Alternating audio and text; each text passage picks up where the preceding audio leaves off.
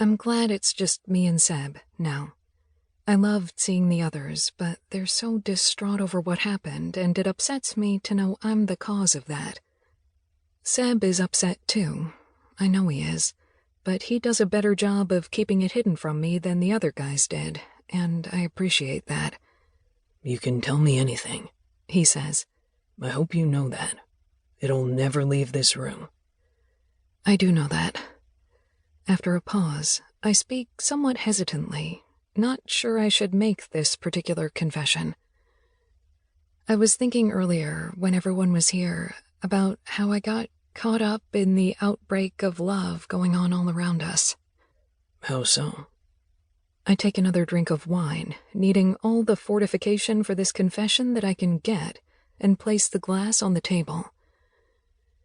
The first time Flynn ever brought Natalie to meet me, it was Golden Globe weekend last year, and they stopped by when he was showing her around L.A. I could tell the first time I saw them together that he'd found his one, you know? Yeah, they were pretty intense from the get-go. I was so jealous, Seb. I hate to admit that to even myself, let alone someone else. Did you... with Flynn? No. We tried that once, and it was ridiculous. It wasn't that I wanted him. I wanted them.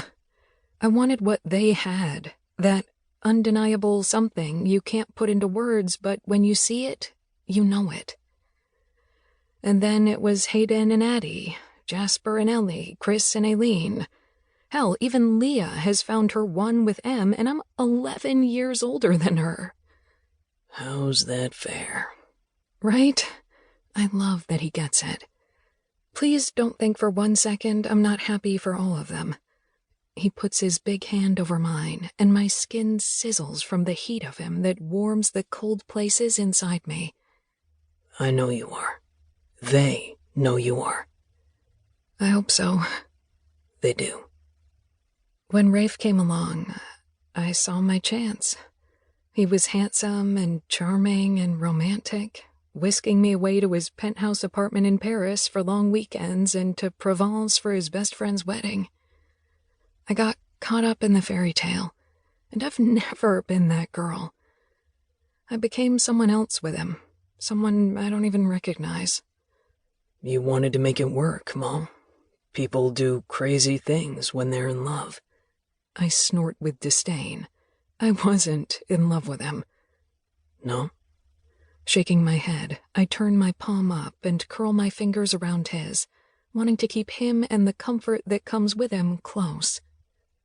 I was in love with the idea of him, which was shattered when he punched me in the face. Actually, if I'm being truthful, it was shattered long before that, but I chose not to see it. That's the part I'm having the hardest time with.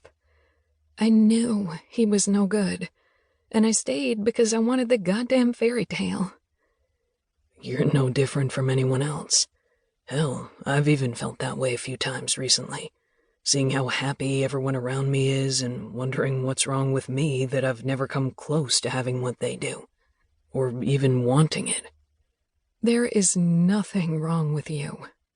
He grunts out a laugh. Yeah, there is. No, there isn't. You're the most faithful, loyal, giving friend any of us could ever hope to have. And hello, do you own a mirror in this place? His brow furrows with confusion as he rubs a hand over his jaw. Why? Did I miss a spot shaving? I bust up laughing when I realize he has no idea that I'm trying, and failing, to pay him a compliment. No, silly. You're ridiculously hot. He seems momentarily speechless. You think so? I roll my eyes. Everyone thinks so. I'm stunned to see a flush of color creep up his neck. Is Sebastian Lowe actually blushing?